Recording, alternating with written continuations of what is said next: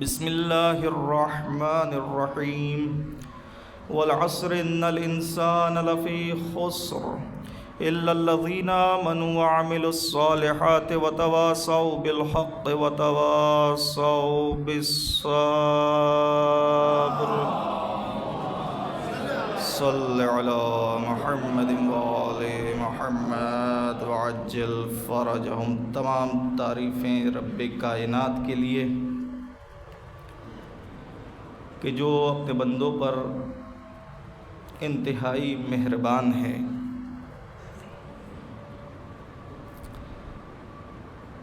لائق تعریف حقیقت میں بس وہی ذات ہے کہ جس نے بار بار موقع موقع پر طرح طرح سے اپنے بندوں پر اپنی عنایات کی بارش فرمائی ہے۔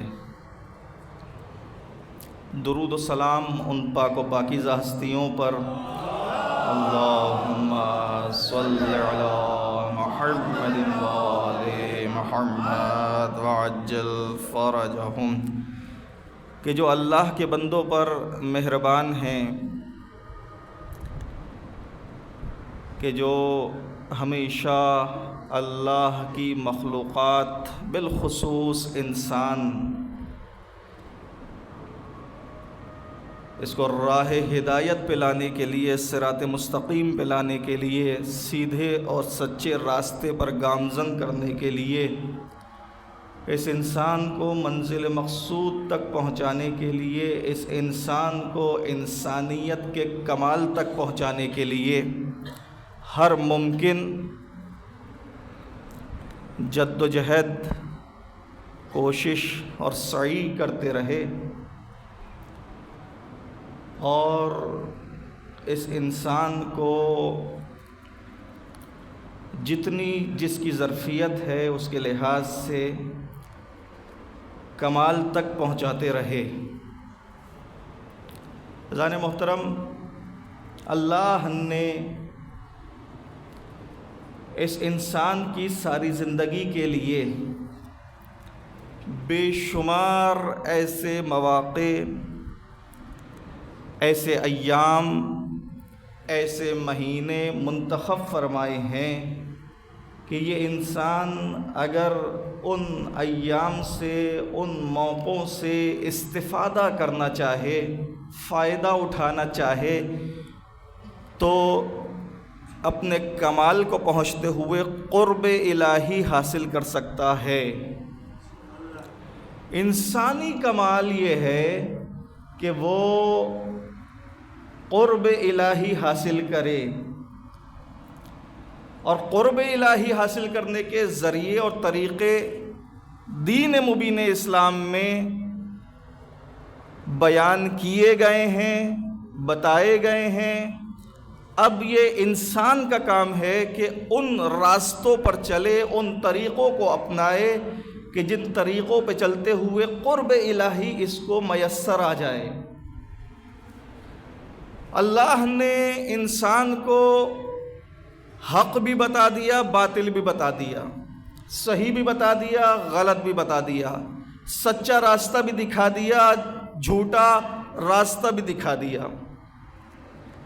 اب جب انسان کو حضرت حق کی جانب سے یہ سب کچھ بتا دیا گیا، اور یہ بھی ساتھ میں بتا دیا کہ اگر سیدھے سچے راستے پر چلو گے، اگر حق کو تسلیم کرو گے، اگر صحیح طریقہ اپناؤ گے تو تم کامیابی سے ہمکنار ہوگے، اور اگر باطل کو اپناؤ گے، باطل کی پیروی کرو گے، غلط راستے پہ چلو گے تو تمہارا انجام کیا ہوگا، سب کچھ انسان کو بتا دیا۔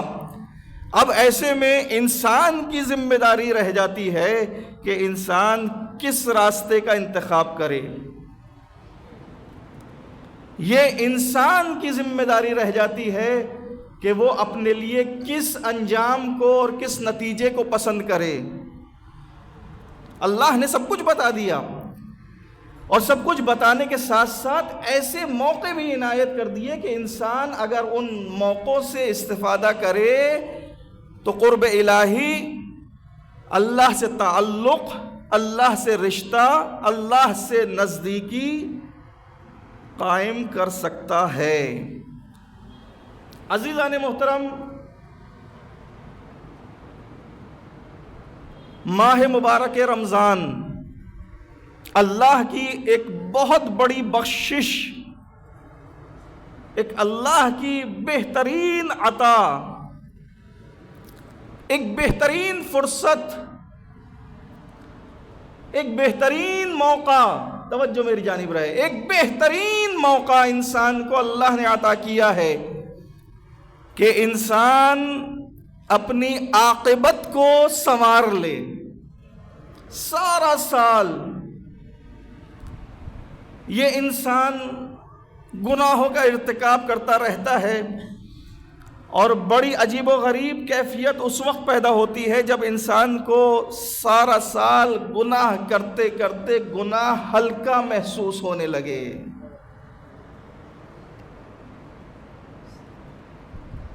یہ بڑی ناپسندیدہ کیفیت ہے۔ گناہ اتنا انجام دیا میں نے، اتنا ارتکاب کیا گناہ کا کہ اب مجھے گناہ ہی نہ لگے،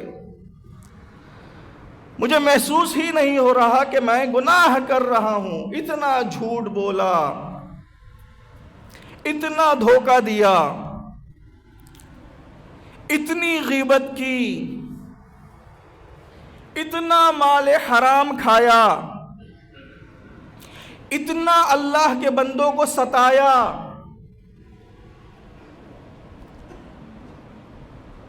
کہ اب یہ سب کچھ کرتے کرتے میں اتنا عادی ہو گیا کہ اب مجھے محسوس ہی نہیں ہو رہا کہ میں کوئی ایسا کام کر رہا ہوں جس سے میرا رب ناراض ہو رہا ہے۔ یہ سب سے ناپسندیدہ کیفیت ہے۔ اب اللہ نے، اچھا ایسا کیوں ہوتا ہے؟ ایسا اس لیے ہوتا ہے کہ انسان کے شکم میں جب نوالہ حرام جاتا ہے، مال حرام جاتا ہے، تو اب اس کے سوچنے سمجھنے کی صلاحیت سلب ہو جاتی ہے۔ اب اس کو کچھ سمجھ میں نہیں آتا،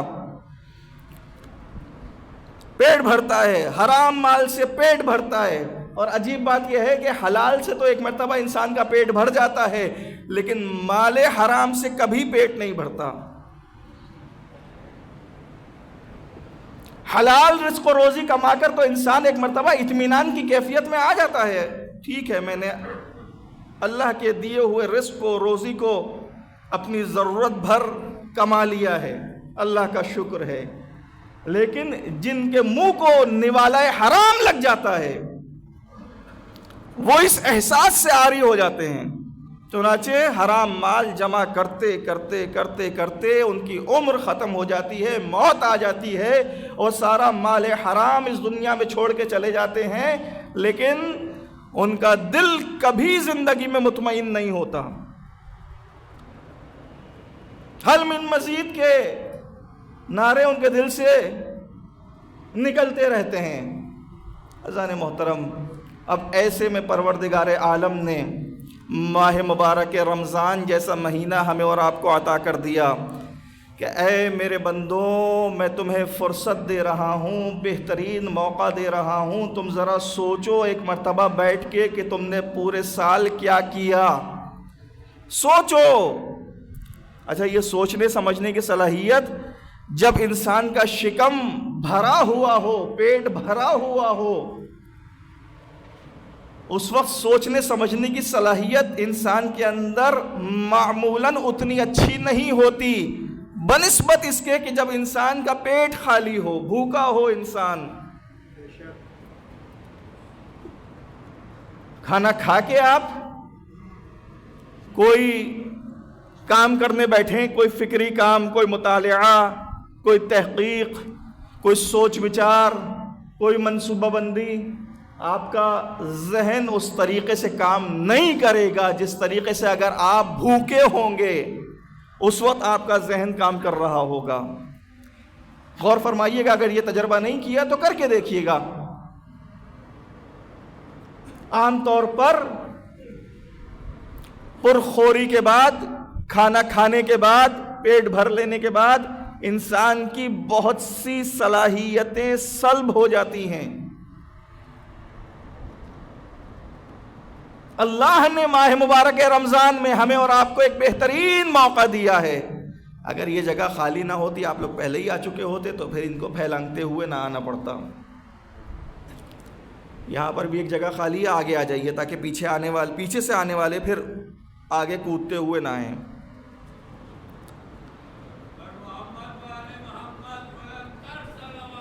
اللہم صل علی محمد وآل محمد وعجل فرجہم۔ ماہ مبارک رمضان میں اللہ نے روزے واجب فرمائے ہیں۔ قرآن مجید کے سورہ بقرہ کی آیت نمبر 183 اللہ مومنوں سے مخاطب ہے کہ یا ایھا الذین آمنوا کتب علیکم الصیام کما کتب علی الذین من قبلکم لعلکم تتقون۔ اے وہ لوگوں جو ایمان لائے، کتب علیکم الصیام، تم پر روزے واجب کر دیے گئے ہیں، لکھ دیے گئے ہیں، فرض کر دیے گئے ہیں۔ کما کتب علی الذین من قبلکم، جیسا کہ تم سے گزشتہ امتوں پر واجب کیے گئے تھے، تم سے پہلے والوں پر واجب کیے گئے تھے۔ پروردگار تو نے یہ روزے واجب کیوں فرمائے، یہ تو نے روزے کیوں لکھ دیے؟ یہ تو پسند فرماتا ہے کہ تیرے بندے بھوکے رہیں؟ پروردگار میں تجھ سے ایک سوال اور کیے لیتا ہوں، پروردگارا تجھے اپنے بندوں کا بھوکا رہنا پسند ہے؟ پروردگارا کیا تیرے بندے روزہ رکھیں گے تو اس میں تیرا کوئی فائدہ ہے؟ تو عجب نہیں کہ جواب قدرت آئے، نہیں ایسا نہیں ہے۔ بات یہ ہے کہ اگر تم روزہ رکھو گے تو اس میں تمہارا بھلا ہے۔ بھلا کیا ہے؟ بھلا یہ ہے کہ جب انسان روزہ رکھتا ہے اور بھوکا رہتا ہے اللہ کے حکم سے چند گھنٹوں کے لیے، فائدہ کیا ہوتا ہے؟ فائدہ یہ ہوتا ہے کہ ایسے میں انسان کو اللہ حکمت عطا کرتا ہے۔ کیوں؟ اس لیے کہ انسان کا پیٹ بھرا ہونے کی وجہ سے وہ تساہلی، وہ سستی انسان سے دور رہتی ہے، جو پیٹ بھرا ہونے کی وجہ سے ہوتی ہے۔ پھر کیا ہوتا ہے؟ جب شکم خالی ہوتا ہے، معدہ خالی ہوتا ہے، انسان ایکٹیو ہوتا ہے، انسان کا ذہن کام کرتا ہے، انسان کی عقل کام کرتی ہے۔ اللہ جب انسان کی عقل کام کرتی ہے، انسان کو حکمت عطا کرتا ہے، سوچنے سمجھنے کی، بہتر نتیجہ اخذ کرنے کی صلاحیت عطا کرتا ہے۔ جب انسان کے پاس حکمت آتی ہے تو پھر انسان کو شناخت پیدا ہوتی ہے۔ کس چیز کی شناخت؟ صحیح و غلط کی شناخت۔ کس چیز کی شناخت؟ اچھے اور برے کی تمیز و شناخت۔ کیا چیز؟ شناخت۔ شناخت کہتے ہیں معرفت کو۔ روزے میں انسان کو اللہ کی معرفت حاصل ہوتی ہے۔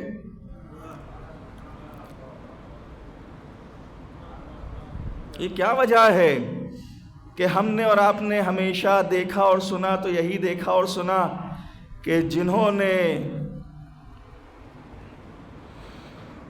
دنیا پرستی میں شکم سیری کی، اپنا پیٹ بھرا، کھانے پینے کی طرف توجہ رہی، وہ بارگاہ پروردگار عالم سے دور ہوتے چلے گئے، اور جنہوں نے بھوک برداشت کی، جنہوں نے فاقے کیے، جنہوں نے کبھی پیٹ بھر کے کھانا نہیں کھایا، جنہوں نے یہ فرمایا کہ جب دسترخوان پہ بیٹھو تو تب بیٹھو جب بھوکے ہو، جب اٹھو تو تبھی اٹھنا جب بھوکے ہو۔ ہاں، بھوک سے ہمیشہ 2 لقمے کم کھانا۔ ان کو دیکھا کہ عقل و شعور کے اور معرفت اور حکمت کے بلند ترین درجے پر پہنچے، آپ حضرات پہنچ رہے ہیں؟ کن کا ذکر ہو رہا ہے؟ مولا امیر المومنین علی ابن ابی طالب علیہ الصلوۃ والسلام محمد۔ ایک طرف جناب امیر المومنین جو کہ سوکھی روٹیاں کھانے والے، پانی میں بھگو کے جب وہ نرم ہو جاتی تب کھایا کرتے۔ ہاں، کتنی سوکھی؟ اتنی سوکھی کہ اپنے گھٹنے سے توڑا کرتے۔ ہاں، آپ فرمان امیر المومنین کوئی سا اٹھا کے دیکھ لیجئے، نہج البلاغہ کھولیے، کوئی خطبہ، کوئی کلمہ قصار، کوئی نصیحت مولا کی پڑھ لیجئے، اندازہ ہو جائے گا کہ اللہ کا وہ بندہ جو عشق الہی میں بھوکا رہتا تھا، اس کی زبان سے حکمت کے کیسے موتی جھڑتے تھے۔ ہاں، اور دوسری طرف وہ کہ جو کھاتا ہی چلا جاتا تھا، جس کا پیٹ کبھی نہیں بھرتا تھا، اس کی باتوں کو دیکھ لیجئے۔ ہاں، پہنچ گئے۔ اذان محترم، یہ روزہ اللہ کی نعمت ہے۔ یہ روزہ آپ کو اللہ نے حکمت عطا کرنے کا ارادہ فرمایا ہے، اس لیے آپ پر فرض فرمایا ہے۔ یہ روزہ اللہ نے آپ کو اپنے قریب کرنے کا ارادہ فرمایا ہے، اس لیے فرض فرمایا ہے۔ یہ روزہ آپ کو غریب اور بھوکے کا درد محسوس کرانے کے لیے اللہ نے فرض فرمایا ہے۔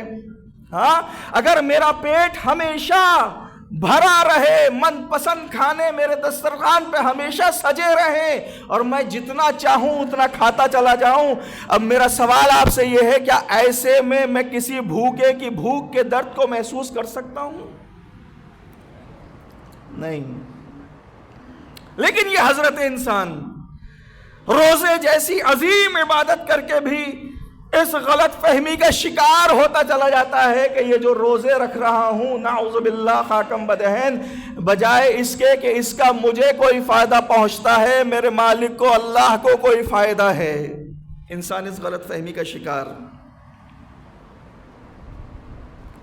اللہ تعالیٰ قرآن مجید کے سورہ بنی اسرائیل میں ارشاد فرماتا ہے، آیت نمبر 7، ان احسنتم احسنتم لانفسکم۔ توجہ کے ساتھ سماعت فرمائیے گا۔ خطبے کے دوران جو حضرات نماز پڑھ رہے ہیں ان سے گزارش ہے کہ خطبے کے دوران نماز نہ پڑھیں۔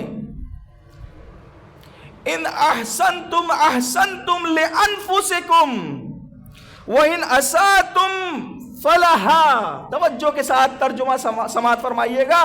اگر تم لوگ نیکی کرو گے تو وہ نیکی کرو گے تم اپنے لیے، اس سے اللہ کو کوئی فائدہ نہیں ہے، اور اگر تم گناہ کا ارتکاب کرو گے تو وہ بھی تمہارے لیے ہے۔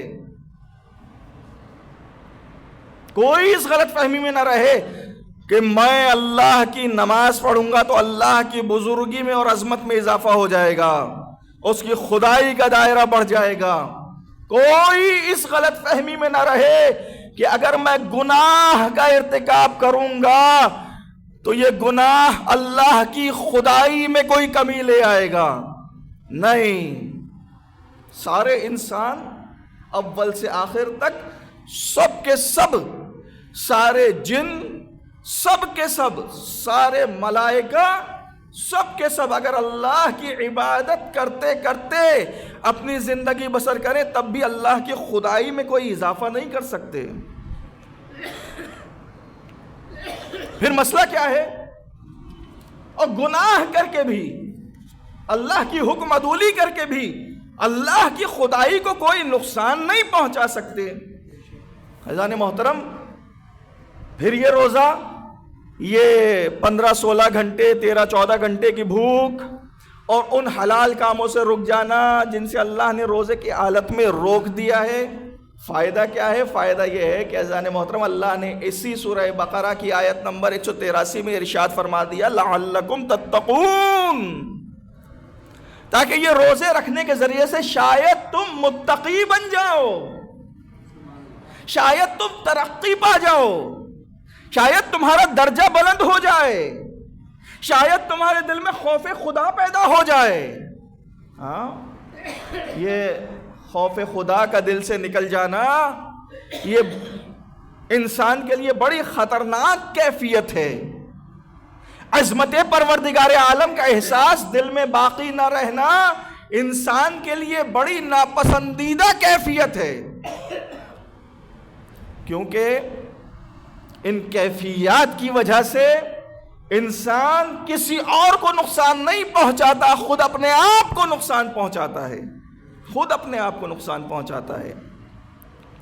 اللہ بے نیاز ہے، ہم فقیر ہیں۔ اللہ کو ہماری کسی چیز کی کوئی ضرورت نہیں ہے۔ اللہ نے کوئی عبادت، کوئی عمل ہمارے لیے اس لیے پسند نہیں فرمایا کہ اس کو ہمارے عمل کی ضرورت ہے، نہیں۔ قرآن مجید میں واضح الفاظ میں پروردگار عالم نے یہ ارشاد فرمایا ہے کہ یا ایھا الناس انتم الفقراء، اے لوگوں تم ضرورت مند ہو، تم نیاز مند ہو، الی اللہ، اللہ کے۔ یہ جو ہمارے دل میں یہ کیفیت پیدا ہو جاتی ہے نا کہ ہم اللہ سے بے نیاز ہیں۔ اچھا یہ کہیں گے آپ کہ مولانا یہ کب کیفیت پیدا ہوتی ہے؟ تو معاف کیجیے گا، ممکن ہے کہ آپ کے ہاں یہ کیفیت پیدا نہ ہوتی ہو، لیکن ایک ایسا انسان جو معاشرے میں بغاوت برپا کیے ہوئے ہے، فساد برپا کیے ہوئے ہے، اس کے دل میں یہی کیفیت ہے۔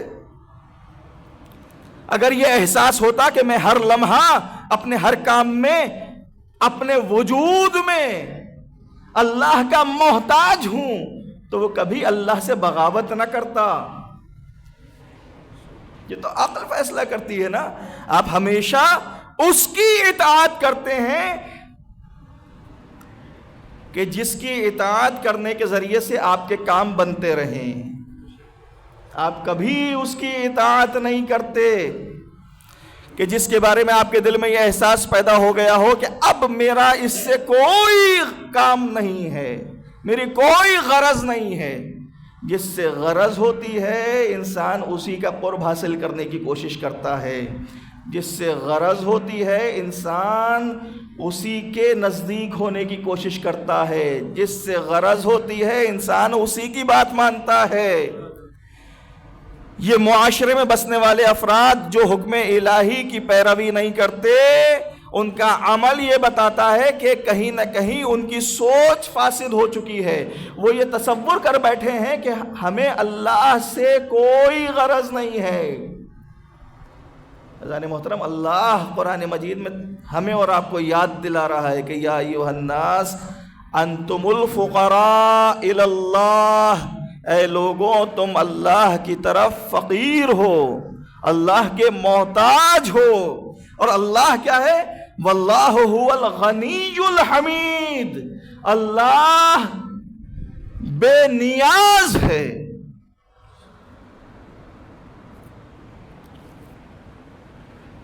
جب تک رضائے پروردگار حاصل نہ ہو انسان کی بخشش نہیں ہو سکتی۔ لاکھ کچھ کر لیں، اب میں یہاں کہتے ہوئے رک گیا، زبان پہ جو جملہ آ رہا تھا، لاکھ نیکیاں کر لیں،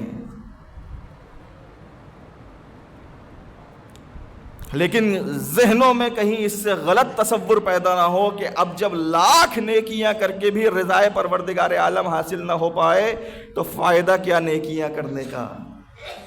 نہیں، نیکیاں کیجئے، نیک راستے پہ چلیے، لیکن ہمیشہ نیکیاں کرنے کے ساتھ ساتھ دعا کرتے رہیں، پروردگار یہ نیکیاں، یہ اچھے کام ہم تجھے راضی کرنے کے لیے کر رہے ہیں۔ نیت ہونی چاہیے، خیر کی نیت۔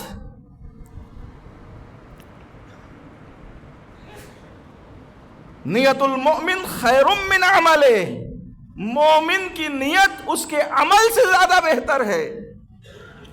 کیوں؟ اس لیے کہ عمل کرتے وقت تو یہ ممکن ہے کہ انسان کے ذہن کے کسی گوشے میں آ جائے کہ لوگ دیکھیں گے کیا اچھے اچھے کام کرنے والا انسان ہے.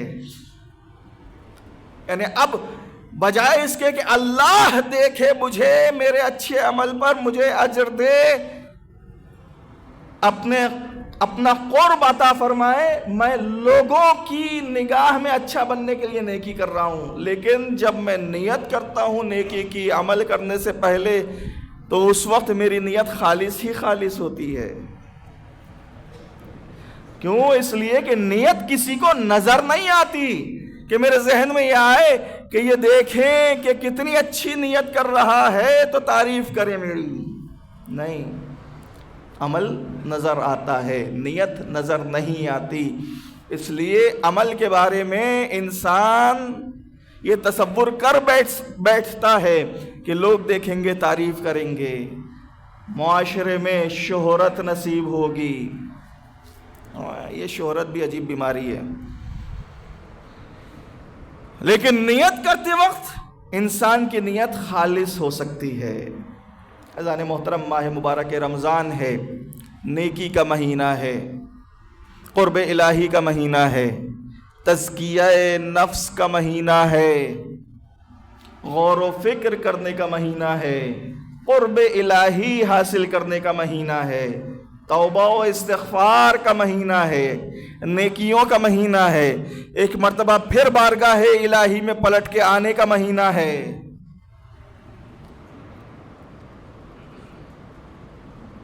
یہ سوچنے اور سمجھنے کا مہینہ ہے کہ میں نے سال گزشتہ کیا کیا کیا, اپنے عزیزوں سے, اپنے بہن بھائیوں سے, اپنے ماں باپ سے کیا رویہ اختیار کیا. یہ سوچنے کا مہینہ ہے کہ میں نے اپنی زندگی میں کس کس کا مذاق اڑایا, اور یہ سوچنے کا مہینہ ہے کہ اس مذاق اڑانے کے ذریعے سے میں نے کیا حاصل کیا. یہ سوچنے کا مہینہ ہے کہ جن گناہوں کو میں نے معمولی تصور کیا, جب روز حساب و کتاب نامہ اعمال میرے ہاتھ میں دیا جائے گا تو ان گناہوں کی وجہ سے جن کو میں نے بہت ہلکا تصور کیا تھا, میرا نامہ اعمال کتنا سنگین ہو چکا ہوگا. مجھے ایک روایت یاد آ رہی ہے, ایک مرتبہ پیغمبر اسلام صلی اللہ علیہ وآلہ وسلم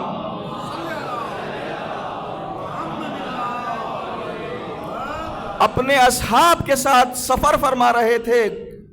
ایک بیابان سے گزرے, چٹیل میدان سے, خشک میدان سے گزر ہوا جہاں کچھ بھی نہ تھا. ایک مرتبہ پیغمبر ختم مرتبت نے اپنے سب اصحاب کو روک دیا, رک جاؤ. سب رک گئے. پیغمبر اسلام نے حکم دیا کہ جاؤ تم لوگ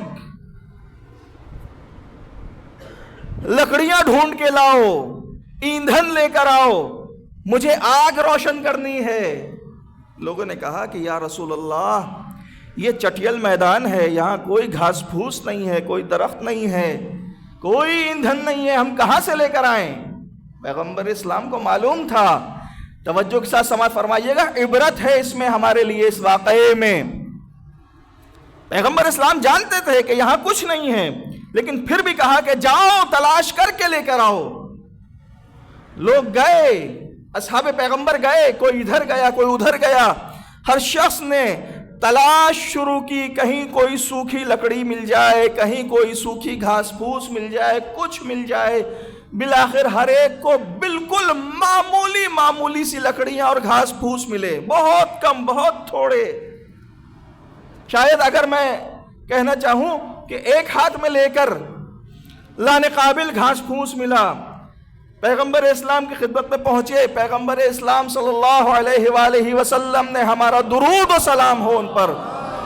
اللہم صلی علی محمد وآل محمد وعجل فرجہم. اس تمام گھاس پھوس کو, ان سوکھی ہوئی چھوٹی چھوٹی لکڑیوں کو, اس ایندھن کو ایک جگہ جمع کرنا شروع کیا. بالآخر ایک ڈھیر لگ گیا. پیغمبر نے اس میں آگ لگائی, وہ ڈھیر جلنا شروع ہو گیا. ایک بڑا سا آگ کا شعلہ نمودار ہوا. پیغمبر اسلام نے ارشاد فرمایا, اے میرے ساتھیوں, تم نے دیکھا کہ تم میں سے ہر ایک تھوڑا تھوڑا سا ایندھن لے کر آیا، تھوڑی تھوڑی سی گھاس لے کر آیا، چھوٹی چھوٹی سی چند لکڑیاں لے کر آیا، لیکن ان سب کو جب ہم نے ایک جگہ جمع کیا تو کتنی بڑی آگ روشن ہو گئی۔ بالکل ایسے ہی تم ساری زندگی بہت چھوٹے چھوٹے گناہ سمجھتے ہوئے گناہ کرتے رہتے ہو، بہت تھوڑے تھوڑے سے، لیکن تمہارے نامہ اعمال میں یہ ایسے ہی جمع ہوتے چلے جاتے ہیں جیسے یہ ایندھن جمع ہو گیا تھا۔ اور پھر جب ہم نے اس کو جلایا تو ایک بڑی سی آگ روشن ہوئی۔ بالکل اسی طریقے سے وہ تمہارے چھوٹے چھوٹے گناہ جو ایک دوسرے کے اوپر جمع ہوتے چلے گئے، زندگی گزر گئی، اور بالآخر ایک وقت یہ آیا کہ وہ سارے کے سارے گناہ مل کے بہت سارے بڑے گناہوں میں تبدیل ہو گئے یا شکل اختیار کر گئے۔ اے میرے لوگوں، عبرت حاصل کرو۔ کہیں ایسا تو نہیں ہے کہ ہماری زندگی میں بھی ہم بہت معمولی گناہ سمجھتے ہوئے گناہ کرتے چلے جاتے ہیں، گناہ کرتے چلے جاتے ہیں، اور نامہ اعمال میں کرام الکاتبین لکھتے چلے جاتے ہیں، اور جب روز محشر حساب و کتاب کی منزل پر وہ نامہ اعمال ہمارے ہاتھ میں دیا جائے گا، اور جب ہم اس نامہ اعمال کو پڑھیں گے تو جانتے ہیں قرآن کی تعبیر کے مطابق ہر نامہ اعمال کو پڑھنے والا انسان یا ہر انسان جو اپنے نامہ اعمال کو پڑھ رہا ہوگا وہ یہ اقرار کرے گا کہ میرے نامہ اعمال میں کرام الکاتبین نے معمولی نیکیاں اور معمولی گناہ سب کے سب لکھے ہیں، اور میں ان اعمال سے انکار نہیں کر سکتا۔ یعنی انسان خود اپنے خلاف گواہی دے رہا ہوگا۔ عزیزان محترم، اللہ کی عطا ہے رمضان کا مہینہ۔ یہ اعتکاف جو رمضان میں کیا جاتا ہے، اس اعتکاف کا مقصد بھی یہی ہے۔ کیا مقصد ہے اس اعتکاف کا؟ مقصد بھی یہی ہے کہ انسان اعتکاف میں بیٹھ کر اپنا محاسبہ کرے، اپنا خود حساب و کتاب کرے۔ مولا امیر المومنین نے بھی ارشاد فرمایا حاسبوا انفسکم قبل ان تحاسبوا۔ مولا ارشاد فرماتے ہیں تم اپنے نفوس کا خود محاسبہ کرو اس سے پہلے کہ تم سے تمہارے نامہ اعمال کا حساب و کتاب لیا جائے۔ ہمیں کس چیز نے روک کے رکھا ہے کہ ہم خود اپنا محاسبہ نہیں کرتے؟ ہمیں وہ کون سی ہمارے اندر کیفیت ہے جو اکساتی ہے کہ ہم دوسروں کا محاسبہ کرنے کے لیے کھڑے ہوتے ہیں؟ مجھے اپنی کوئی برائی نظر نہیں آتی، مد مقابل میرا جو بھی ہو مجھے اس میں برائیاں نظر آتی ہیں۔ یہ کیا کیفیت ہے؟ کیا وجہ ہے کہ ہمارے اندر تبدیلی نہیں آتی؟ کیا وجہ ہے کہ سدھار نہیں آتا؟ کیا وجہ ہے کہ جیسے آج ہیں، جیسے آج سے 10 سال پہلے تھے ویسے ہی آج ہیں؟ کیا مومن کا ہر آنے والا دن اس کے گزرے ہوئے دن سے بہتر نہیں ہونا چاہیے؟ اگر ہونا چاہیے ہمیں ایمان ہے اس فرمان امام پر، تو ہمارا ہر آنے والا دن گزرے ہوئے دن سے بہتر کیوں نہیں ہے؟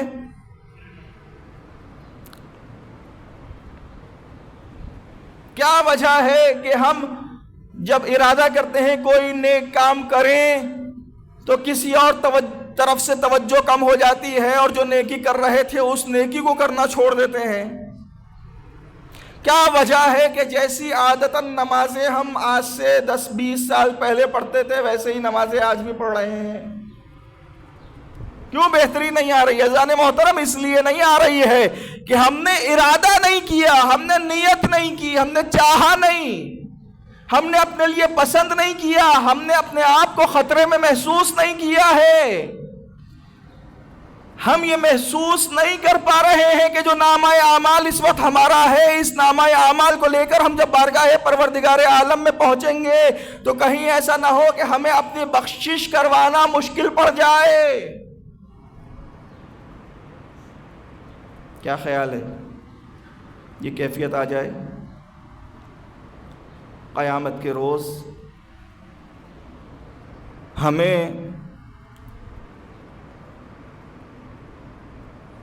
بخشش پروردگار حاصل ہونے میں رکاوٹ ہو، امکان ہے یا نہیں ہے؟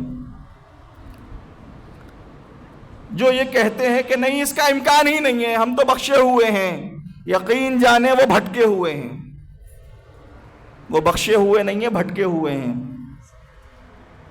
مومن کے دل میں خوف و رجا کی درمیانی کیفیت ہونی چاہیے، رحمت پروردگار سے امیدوار بھی ہونا چاہیے، لیکن اس بات کا بھی خوف دل میں ہونا چاہیے کہیں ہمارا رب ہم سے ناراض نہ ہو۔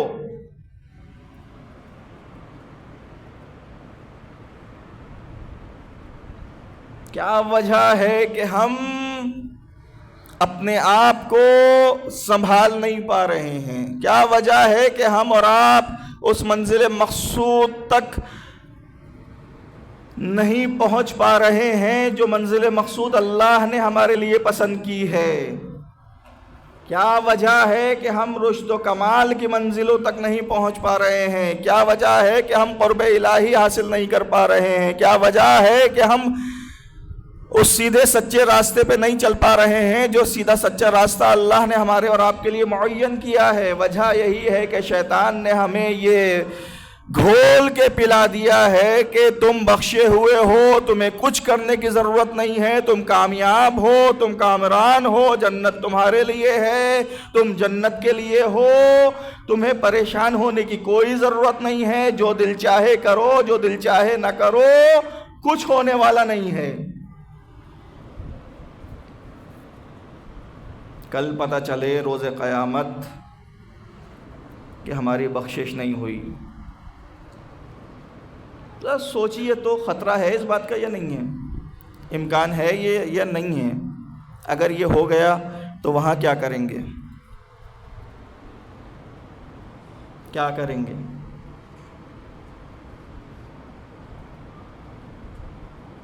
وہاں کچھ نہیں کر سکتے، یہاں سب کچھ کر سکتے ہیں۔ کیجئے، اپنا بیڑا پار لگائیے، اپنی آخرت سنواریے، وقت بہت ہو گیا۔ اذان محترم،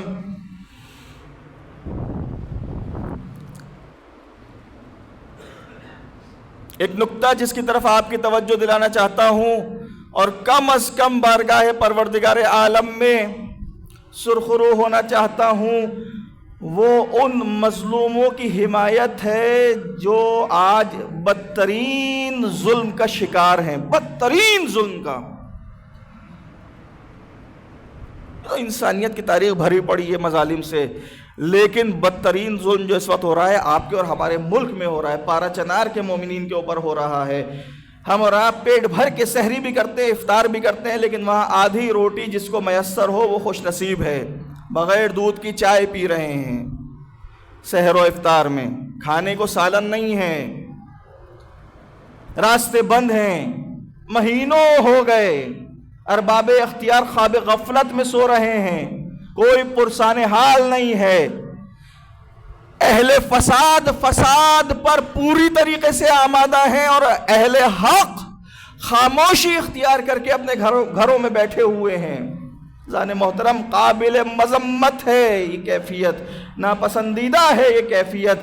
حکومت کی ذمہ داری ہے کہ وہاں کے شہریوں اور مؤمنین تک روزمرہ ضرورت کی اجناس پہنچائے۔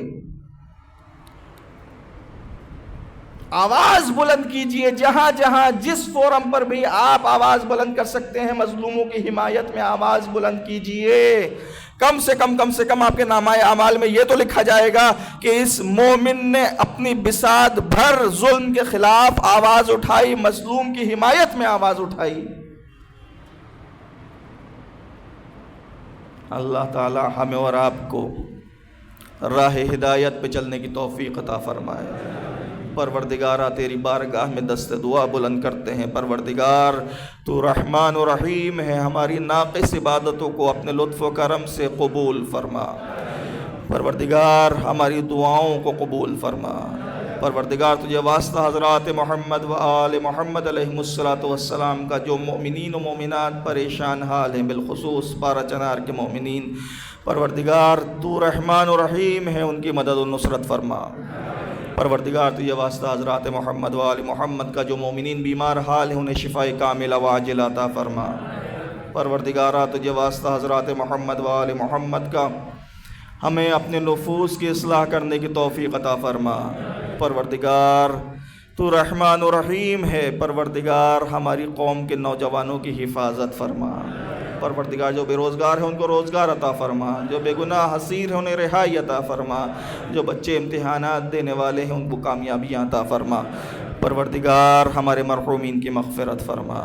پروردگار منجی عالم بشریت حضرت ولی عصر کے ظہور میں تعجیل فرما، ہم سب کو ان کے مصاحبین میں شمار فرما۔ ربنا تقبل منا انک انت السمیع العلیم برحمتک یا ارحم الراحمین۔ اللہم فصل علی محمد وآلہ اکثر ما صلیت علی احد من خلقک وعزہ ان افضل واکرم ما جزیت احدا من انبیائک عن امتہ انک انت العزیز الحکیم۔